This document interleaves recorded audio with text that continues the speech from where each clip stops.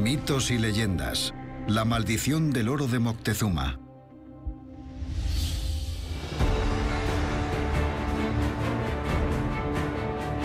El tesoro del poderoso emperador azteca Moctezuma. Tras la invasión de los conquistadores españoles, el imponente botín se desvaneció sin dejar rastro. Según la leyenda, las riquezas fueron trasladadas al norte, a la mitológica tierra de Aztlán. La búsqueda del oro azteca comenzó con un vagabundo que creía que estaba enterrado cerca de un pequeño pueblo estadounidense. Está aquí. Creo que el tesoro de Moctezuma está por esta zona. Otros le siguieron en busca del tesoro. Vieron todo tipo de figuras fantasmales. ¿Habrían despertado a un ejército de guerreros aztecas? Algunos perdieron la vida. Y condenaron a este pueblo a vivir bajo la maldición del temible Moctezuma. Hay una maldición que impide que nadie encuentre el tesoro.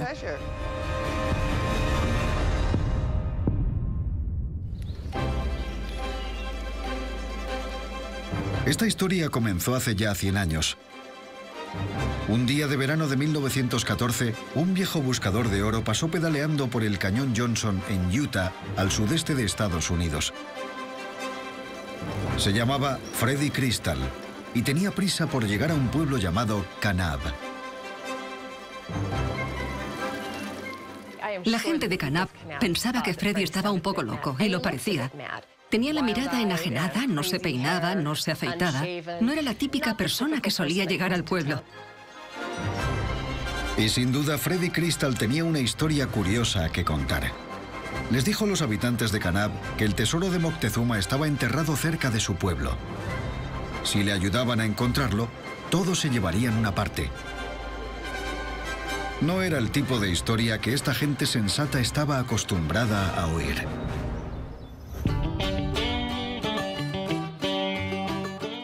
La mayoría de los que vivían en Kanab eran miembros de la Iglesia de los Santos de los Últimos Días, o mormones. Eran gente sencilla. Llevaban una vida normal. Eran agricultores, ganaderos o tenían pequeñas tiendas. Kanab era una pequeña comunidad agrícola y la gente intentaba ganarse la vida con lo que obtuviera de la tierra. No querían tener nada que ver con él o con su tesoro en aquel momento.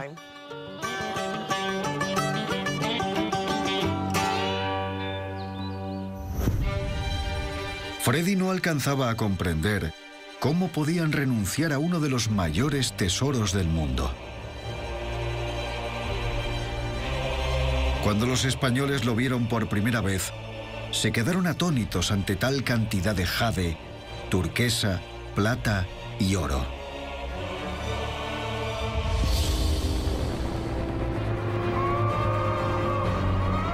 Pero cuando los conquistadores saquearon la capital azteca, descubrieron que el tesoro había desaparecido.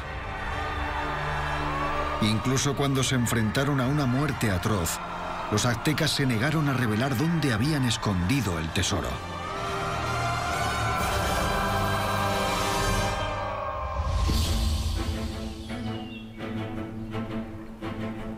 Freddy Crystal estaba convencido de que el valioso botín había sido llevado al sur de Utah. Su fe era absoluta. La historia del oro azteca le había llegado en forma de visión. Antes de que Freddy llegara a Kanab, había estado buscando oro en Idaho. Trabajaba en una mina y se dio un golpe en la cabeza con una palanca, lo que hizo que viera lo que él llamaba un panorama y que la mayoría de la gente llamaría visión. Freddy dijo que en la visión aparecía un gran grupo de guerreros aztecas precediendo a una inmensa procesión de esclavos. Este gran grupo se dirigía al norte y cruzó el Río Grande hasta lo que ahora es Texas.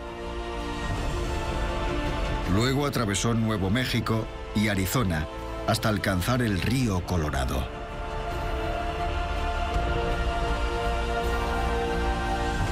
Los aztecas y la larga fila de esclavos llegaron a lo que hoy es el sur de Utah.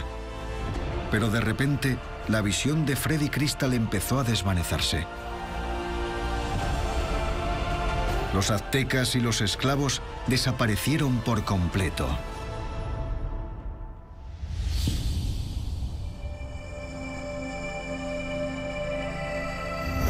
Entonces, una imagen emergió lentamente entre la confusión.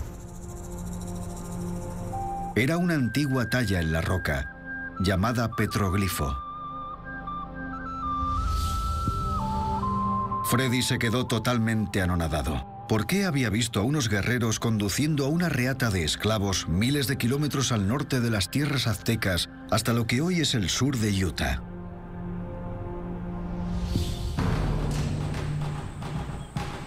Freddy decidió averiguar todo lo que pudiera sobre la historia de la desaparecida civilización azteca. Su lectura le transportó a los acontecimientos sucedidos durante la caída del antaño poderoso imperio azteca. Aunque los aztecas eran famosos por su crueldad y sus sacrificios humanos, al principio recibieron de forma pacífica al conquistador español Hernán Cortés. La llegada de Cortés no podría haber sido más oportuna. Según una profecía, un dios blanco aparecería en 1519. Y allí estaba, ante ellos. El español quería ver oro. Y los obedientes aztecas llevaron a su nuevo dios hasta su tesoro. Los conquistadores se quedaron estupefactos. Uno de ellos dijo que todas las riquezas del mundo parecían encontrarse en esa única sala. Cuando se desataron las inevitables hostilidades, los españoles asesinaron a Moctezuma y fueron directos hacia la sala del tesoro. Pero las cámaras estaban vacías. El tesoro había desaparecido.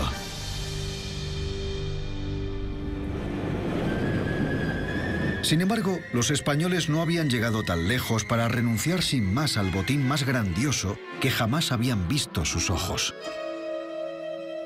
Y en lo referente a la crueldad, los conquistadores podían enseñarles a los aztecas un par de cosas. Querían el tesoro y estaban preparados para hacer lo que fuera necesario para descubrir dónde estaba. Cuentan que ni un solo azteca confesó.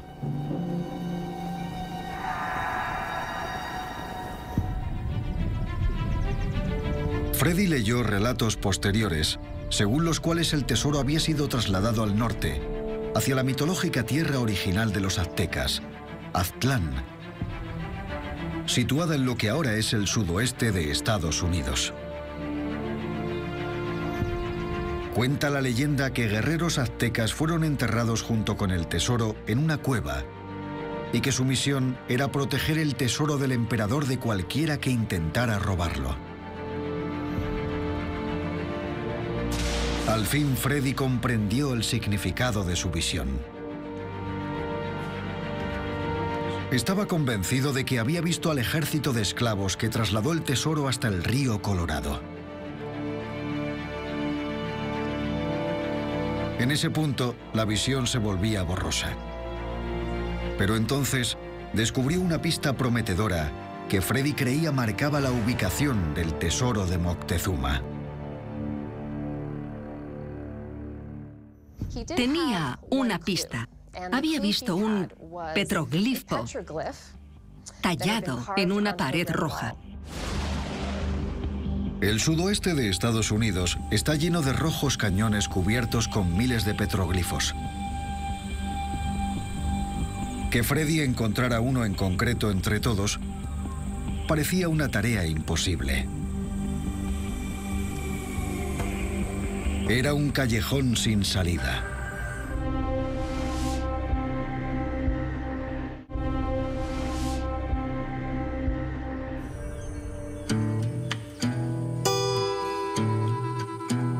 Meses después, Freddy prácticamente había renunciado a encontrar el tesoro. Y una tarde, después de muchos días buscando oro, decidió ponerse al día con las noticias de la zona. Un artículo le llamó la atención. Trataba sobre un viejo mormón, un tal Levi E. Young. Había ido hasta Kanab por algún asunto eclesiástico y por diversión. Había hecho unas fotos y había visitado los alrededores del pueblo. Pero fue la fotografía la que hizo que Freddy se sobresaltara. No tenía ninguna duda. Era la misma imagen que había visto en su visión panorámica.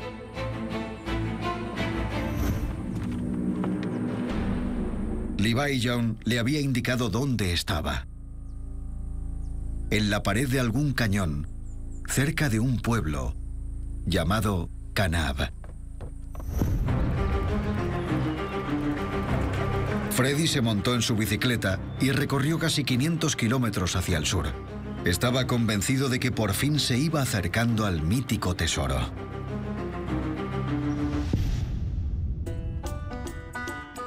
Pero la fe ciega de Freddy en su causa no era compartida por los devotos mormones de Kanab. La mayoría de la gente del pueblo no le dio ni la hora, pero un caballero se mostró dispuesto a ayudar a Freddy. Se llamaba Oscar Robinson. Era el dueño de un rancho y accedió a que Freddy se quedara con él. Oscar Robinson acogió a Freddy, le dio comida y un techo. Era un rancho vaquero. Oscar Robinson tenía algunas cabezas de ganado, ovejas y vacas. Así que decidió subvencionar a Freddy a cambio de una parte. A muchos rancheros no les gustaba Freddy. Pensaban que era un aprovechado, cuyo único propósito en Kanab era encontrar oro.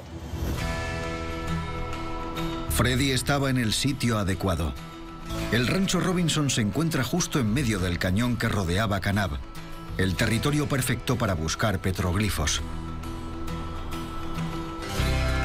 Cada mañana, Freddy salía del rancho bien temprano. Tenía que comprobar cada metro cuadrado de los numerosos cañones y precipicios que a lo largo de kilómetros rodeaban Kanab. Kanab es un pueblo que está rodeado por preciosos precipicios rojos. Es un paisaje escarpado y enorme. Está casi al lado del Gran Cañón. Muchas de las paredes de los cañones están cubiertas de petroglifos. Freddy tenía que comprobar cada uno.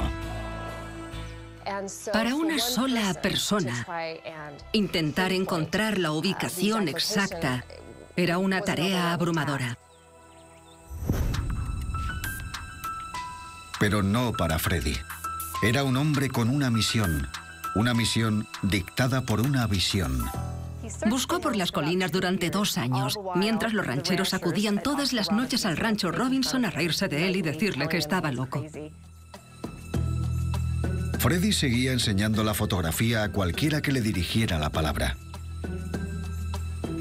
Por fin, en 1916, recibió una noticia fantástica.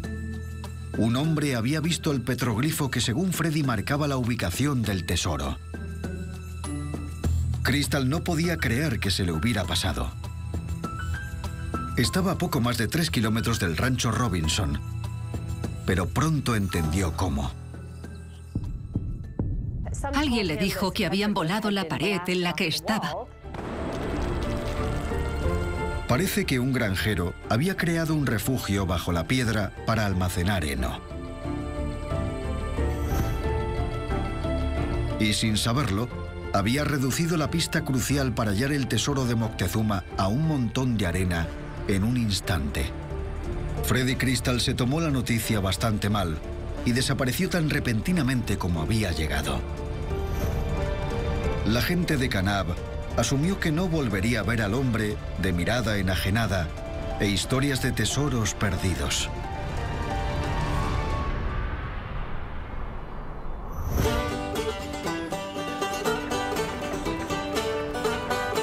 Pero a principios de 1922, una figura familiar fue vista pedaleando por el cañón Johnson.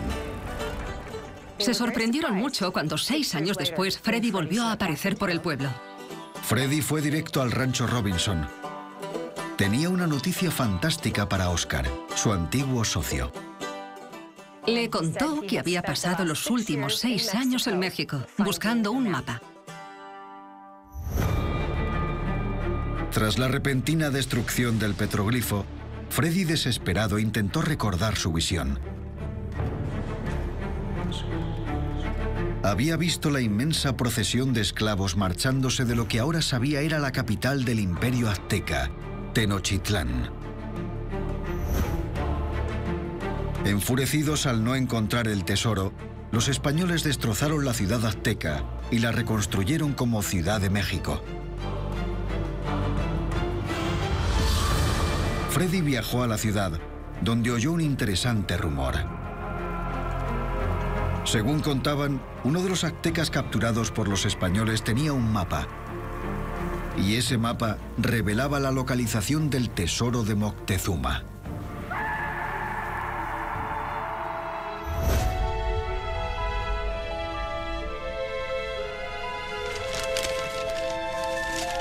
Durante el caos de la sangrienta conquista española, ese valioso mapa se había perdido. Freddy averiguó que los viejos archivos coloniales se guardaban en el sótano de un monasterio. Así que, amparado por la oscuridad, Freddy Crystal saltó el muro y entró.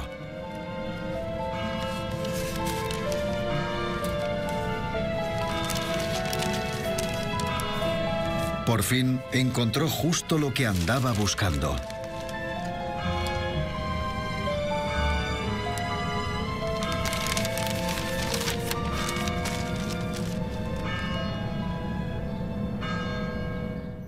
El mapa describía una zona. Tenía un precipicio y justo debajo se suponía que había un pantano rodeado por 7 montañas. Los precipicios y los pantanos le recordaron a Freddy el paisaje del cañón Johnson, pero incluía algo que nunca había visto en sus expediciones: unos escalones que ascendían por la ladera. Freddy estaba convencido de que el tesoro estaría escondido en la cima, tras una entrada. Cuando Freddy regresó, fue casi como si rebobinara. Una vez más, empezó a buscar por las colinas. Subí hasta la cima de la montaña, siempre con el mapa en la mano. Freddy iba buscando un punto desde el que pudiera ver 7 montañas alineadas, igual que en el mapa. Cuando llegaba a la cima de aquellos precipicios y montañas, sacaba su mapa e intentaba encontrar las mismas características geográficas. Ahora que Freddy tenía un mapa, algunos de los vaqueros más jóvenes empezaron a mostrar más interés en su historia. En especial Alvin Judd, el yerno de 16 años de Oscar Robinson. En su tiempo libre, Alvin y un amigo suyo, Cowhide Adams, acompañaban a Freddy en su búsqueda. Freddy les contó que si encontraban unos escalones, estos les llevarían a una cueva sellada con una capa de mortero. Tras esa pared, habría un ejército fantasmal de guerreros aztecas haciendo guardia ante el tesoro. Pero la mayoría del tiempo Freddy salía solo y recorría los cañones intentando encontrar el lugar en el que se alinearan las 7 montañas. Finalmente, el día de Acción de Gracias de 1922, Freddy miró el horizonte y se quedó quieto observando. Sacó su mapa y... Ese fue el día que encontró el lugar perfecto. Todo estaba donde debía. Las 7 montañas, el precipicio, el pantano, todo cuadraba. Agotado, Freddy no se creía su suerte. Por fin lo había logrado.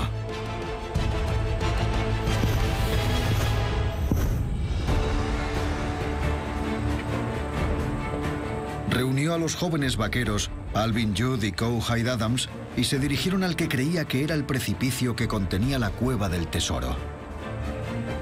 Crystal examinó el cañón en busca de unos escalones esculpidos en la roca. Encontraron el precipicio y desde abajo vieron unos escalones de piedra que subían. Freddy se apresuró a subir, dejando atrás a los más jóvenes. Estaba emocionadísimo y muy nervioso. Iba a encontrar el oro. Freddy buscaba algo fuera de lo común en la pared de roca, algo que no encajara. Cuando subieron por los escalones de la montaña, intentaron buscar una apertura, aunque no había ninguna, pero sí vieron una pequeña muesca. Fue como si Crystal tuviera un sexto sentido. De algún modo supo que ese lugar tenía algo especial. En ese mismo instante sacó una navaja. Empezaron a excavar con sus navajas, con las manos, con lo que fuera que pudieran usar. Y bajo la superficie arenosa había algo más duro. Eran como rocas unidas con mortero. El mortero estaba hecho con un mineral calcáreo que no se encontraba en el cañón Johnson. El más cercano se encuentra como a 30 kilómetros. Así que, obviamente, alguien lo había llevado hasta allí para tapar la pared. Y tuvieron que ser los aztecas. Freddy supuso que se encontraba a solo unos metros de las riquezas que habían escapado de las garras de los conquistadores. Estaba segurísimo de que en cualquier momento atravesaría la pared y encontraría una enorme caverna llena de riquezas que los aztecas habían guardado allí. Y de repente, por fin se abrieron paso. Pensaron, Dios mío, aquí está. Freddy les dijo a los jóvenes que esperaran mientras examinaba la cueva. Sabía que podría estar guardada por un ejército de guerreros aztecas muertos. Freddy avanzó nervioso por la caverna. Y de repente activó una trampa y una roca cayó rodando hasta atrapar una de sus piernas. ¿Sería la maldición de Moctezuma? Desesperado, Freddy pidió ayuda a gritos y Alvin Judd corrió a su encuentro. Si hubiera estado solo, habría sido letal. Podría haber muerto en la cueva. No había ni rastro de guerreros aztecas, pero ahora estaban preocupados. Podía haber más trampas peligrosas para impedirles el paso. La emoción desapareció.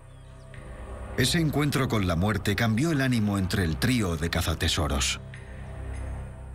Era peligroso, demasiado para ellos. Freddy volvió corriendo a Kanab. Estaba deseando contarles a todos que estaba a punto de encontrar el tesoro de Moctezuma, pero necesitaba ayuda, y mucha. En cuanto se corrió la voz de que había encontrado la cueva del tesoro, de repente todo el pueblo adoraba a Freddy. Ya no era Freddy el raro o el loco. Convencidos de que Freddy podría haber encontrado algo, toda la comunidad decidió ayudar a desenterrar el tesoro y luego compartir el botín entre todos. En aquella época, así era como funcionaba el oeste de este país. La comunidad era muy importante. Y eso fue lo que ocurrió durante la aventura del tesoro de Moctezuma. Todo el mundo colaboró. En cuestión de días, Kanab estaba prácticamente desierto. Los habitantes del pueblo montaron en sus carros y fueron al cañón Johnson a desenterrar el tesoro. Se asignaron tareas, como si estuvieran en el pueblo. Algunos se encargaban del agua, otros de cocinar, limpiar, excavar. En los años 20, para excavar usaban palas, picos, rastrillos, cubos, cualquier cosa que encontraran. Y todo había que hacerlo a mano. Hicieron una fila para transportar los cubos. Se los iban pasando de mano en mano, como cuando se intenta apagar un fuego. Cada uno tenía una tarea y funcionaban como una máquina bien engrasada porque todos querían encontrar el tesoro.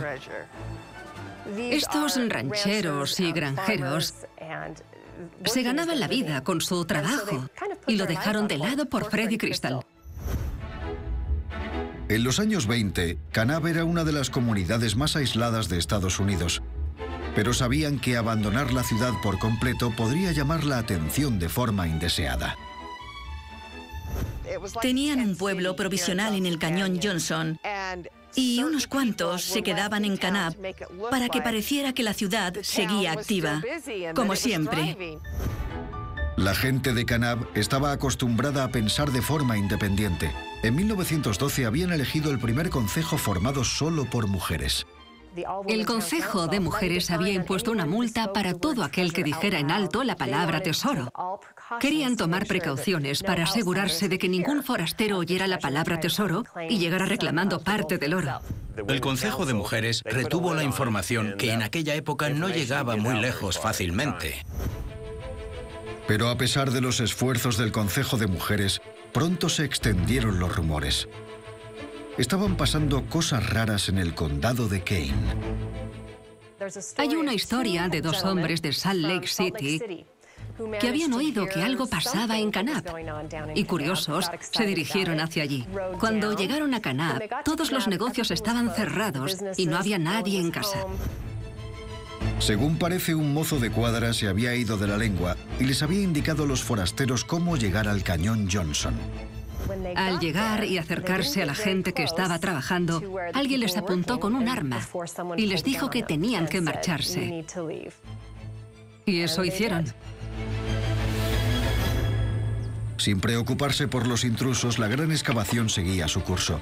Cuando llegaron al final de la primera cueva, atravesaron otra pared y encontraron otra serie de cuevas que se adentraban en la montaña.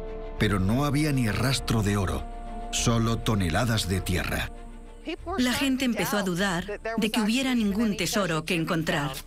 Avanzaban paletada a paletada pensando que lo encontrarían a la siguiente. Pero ¿qué pasaría cuando no quedara nada que excavar? Uno por uno, empezaron a perder la fe en Freddy Crystal.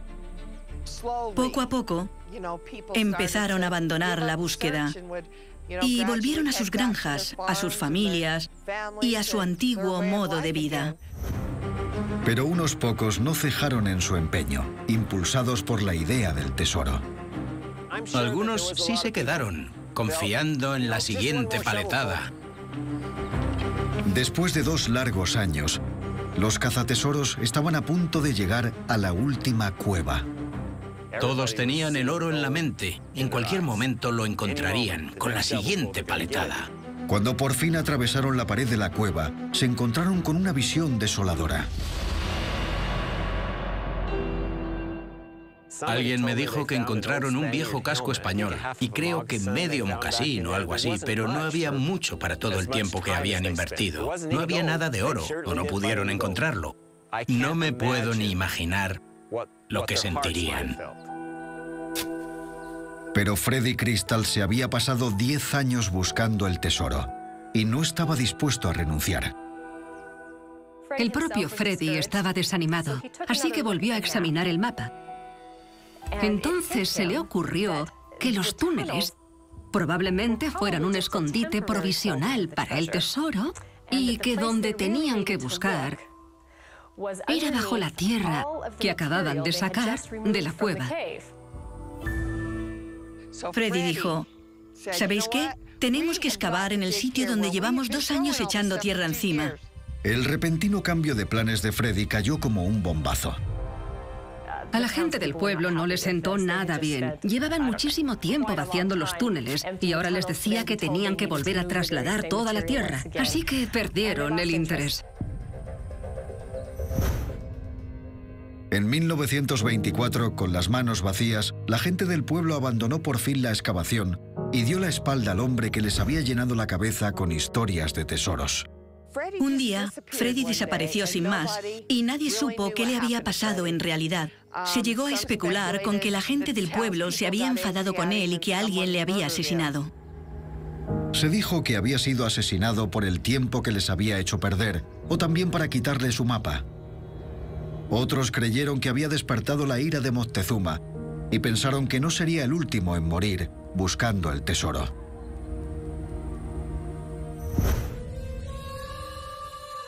Pero Alvin Youth no dejó de creer en Freddy y en sus historias de oro azteca.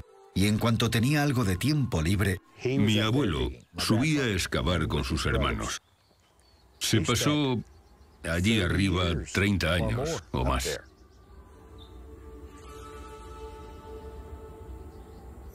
Alvin no encontró ni rastro del legendario oro. Pero no sería el último miembro de la familia Youth que oiría hablar de Moctezuma y el tesoro azteca desaparecido.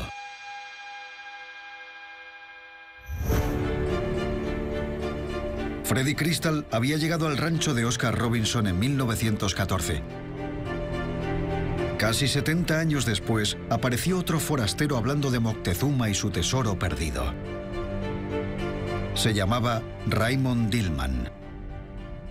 Dillman apareció un día que mi madre estaba sola.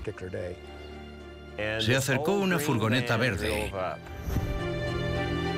Estaba llena de hombres que parecían mexicanos y eran muy corpulentos. Mi madre se asustó un poco porque estaba sola en casa. Y no se atrevieron a bajarse de la furgoneta. Mi madre cuenta esta historia mucho mejor que yo. Cuando vi a los que iban en la furgoneta, me asusté bastante durante un momento y pensé, ¿qué hago? Bueno, que se encarguen los perros. Probablemente los perros los hubieran lamido hasta la muerte. No les hubieran hecho nada más, pero ladrarían bastante. Finalmente, Oren el Yud se armó de valor. Me acerqué y me preguntó si había algún jeroglífico en las paredes. Ella le dijo que sí, que cerca de la casa. Le preguntó si podía verlos y ella dijo que sí. Se acercaron y se los enseñó. Raymond Dillman iba buscando petroglifos de 3 animales en fila, con 3 círculos por debajo. Y justo eran los dibujos que andaba buscando. Pero quedaba una imagen final que Dillman tenía que encontrar. Le preguntó si había visto uno como una diana y le dijo que en el cañón. El petroglifo de la diana, un círculo en espiral, confirmaba la teoría de Ray Dillman. Entonces me dijo, el tesoro de Moctezuma está enterrado en tu propiedad. Vaya. Yo dije, ¿en serio? ¿Y se te puso el pelo blanco? Sí, de repente. Cualquier otra familia le hubiera pedido amablemente a Ray Dillman que se fuera, pero no los Yud. Era muy raro y nos llamó la atención porque nuestra familia había colaborado con Freddy Crystal y todo eso. Así que cuando apareció alguien de la nada preguntando por el tema, pudimos llevarle hasta los dibujos porque sabíamos que estaban allí. Forma parte de la historia de nuestra familia. Y cuando Dillman apareció en nuestra casa para buscarlo en los años 70 o principios de los 80, nos pareció genial.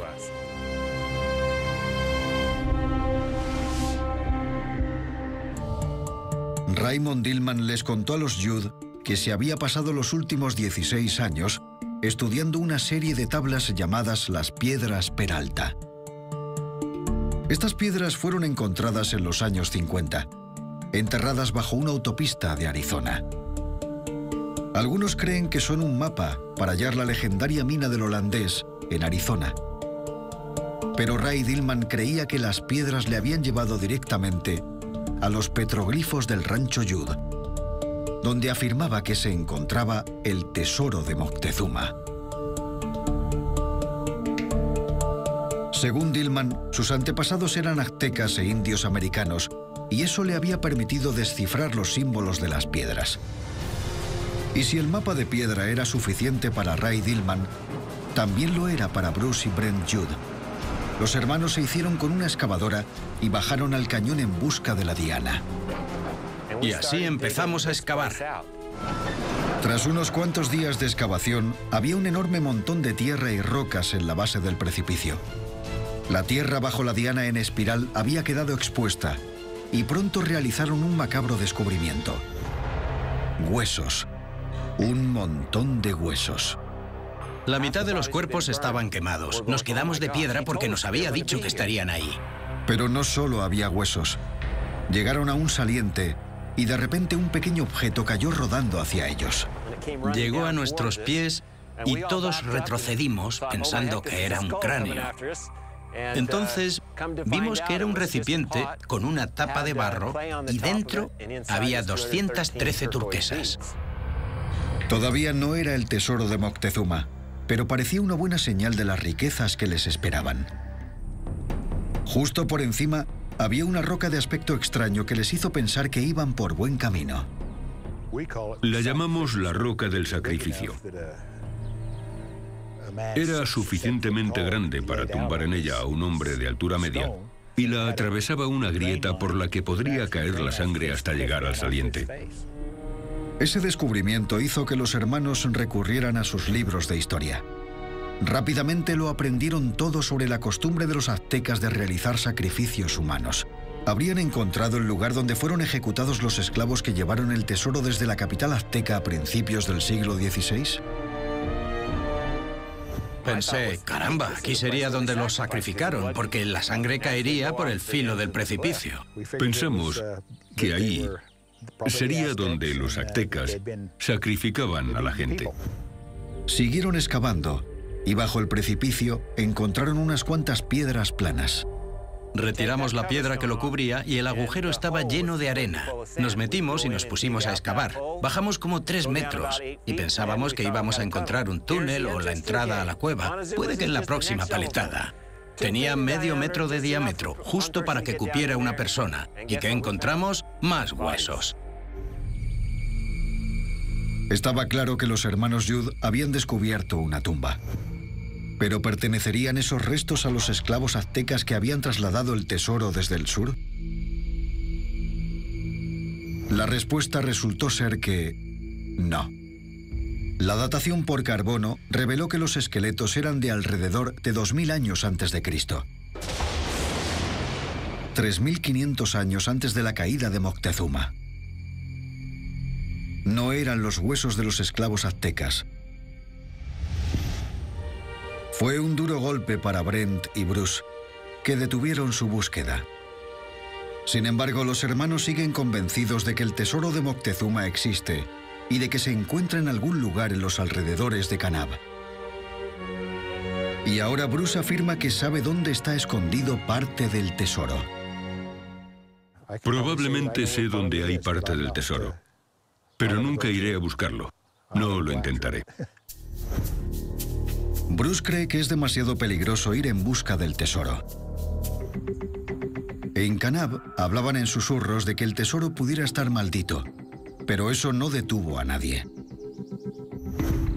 Brandsile era un buen amigo de los Yud, pero estaba convencido de que el tesoro no estaba en su rancho.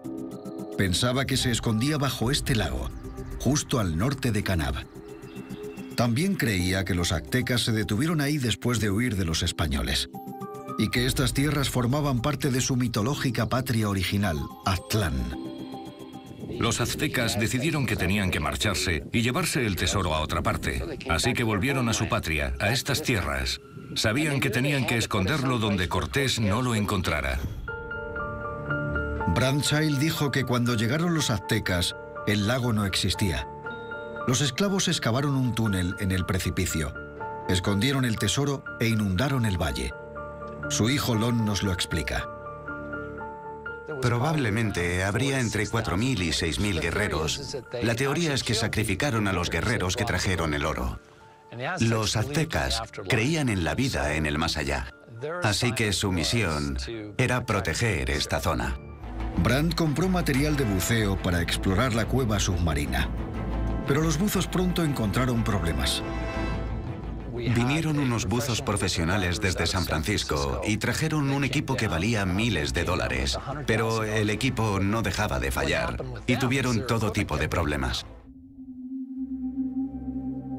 Los buzos no tenían ninguna explicación racional para los constantes fallos del equipo, pero todos estaban de acuerdo en que algo raro pasaba en la caverna submarina. Vieron todo tipo de figuras fantasmales y cosas muy extrañas. A pesar de las cosas inexplicables que ocurrían en la cueva, no faltaban buzos dispuestos a superar este reto. Vinieron muchos buzos diferentes y casi siempre les pasaba lo mismo. Todas las inversiones acababan en fracaso. Así que Brandsile decidió probar una solución radical. La manera más fácil de acceder al tesoro habría sido drenando el lago. Lo que mi padre quería hacer para vaciarlo era excavar una zanja y llevar el agua a un campo. Pero había un problema. El gobierno federal se enteró de lo que quería hacer mi padre y le dijo que no podía tocar el lago. El Departamento de Fauna Salvaje informó a Brandt de que en su lago vivía una subespecie en peligro de extinción, el caracol ámbar de Kanab.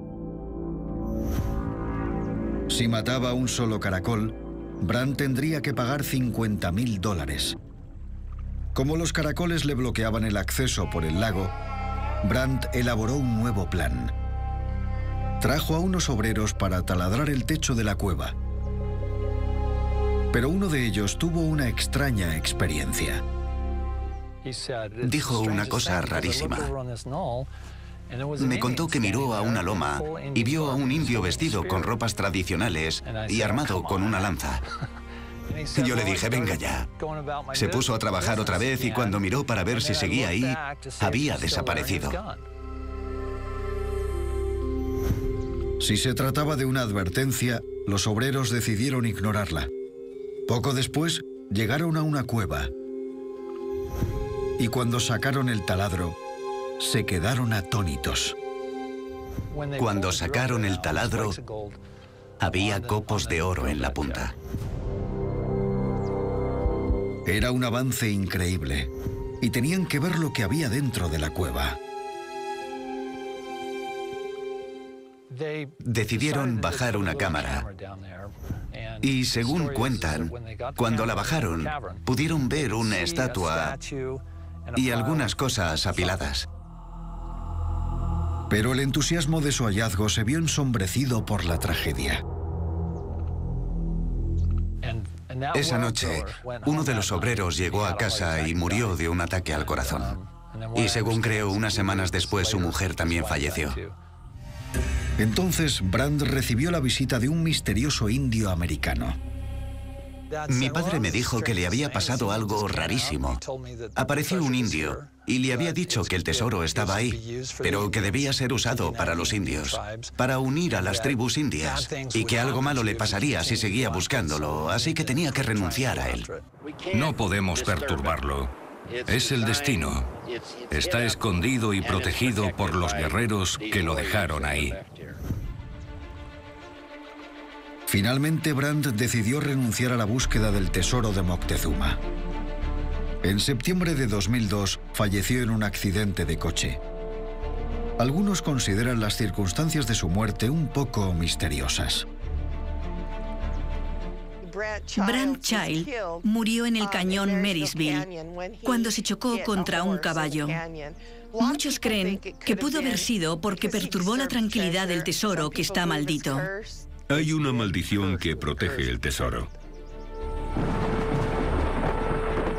Algunos creen que el tesoro pertenece a los descendientes de los aztecas, los indios americanos. Aunque Lon Chaney ha puesto fin a su búsqueda, la leyenda dice que un elegido lo encontrará y lo usará en beneficio de los indios. Dejaremos dormir a los aztecas. Se pueden quedar su tesoro. Hoy en día, son muchos en Kanab los que están convencidos de que los 6.000 guerreros continúan con su silenciosa vigilia. Creen que están esperando a cualquiera que sea lo suficientemente temerario como para perturbar el tesoro de su emperador, el poderoso Moctezuma.